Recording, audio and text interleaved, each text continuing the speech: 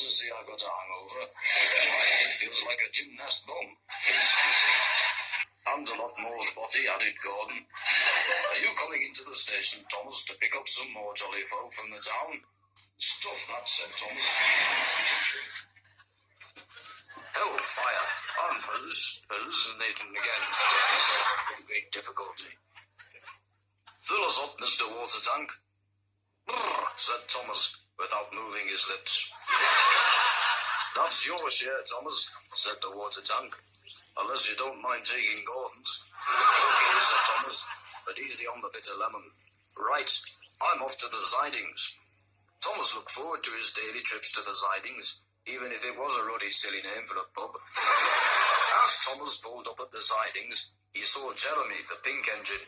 Said Jeremy. There's no need to advertise, said Thomas. It was then the fat controller walked onto the track. What's all this locomotion going on? He said grumpily. Mind your own business, you fat controller, said Thomas. And before you could say the train now standing, Thomas shot forward. The fat controller's finger, killing him instantly. Well, he was picking his nose at the time. Just then, Thomas spotted Annie and Clarabelle coming down the track. Said Thomas, scratching his scarf back. Said Jeremy, I don't fancy mine much. Hey up, girls, lay Thomas. Wanna come back to the buffet car for a few berries or what? Oh, look out, Thomas, look out. You can pack that lark up straight away, said Jeremy. Threw a bucket of water over them.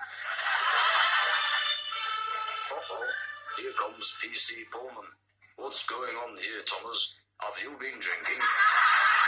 No, sir, said Thomas, and promptly threw up. But it all turned out well in the end. Jeremy went off to become a hairdresser, and Thomas was put back on the wagon and sent straight to the Betty Ford scrapyard.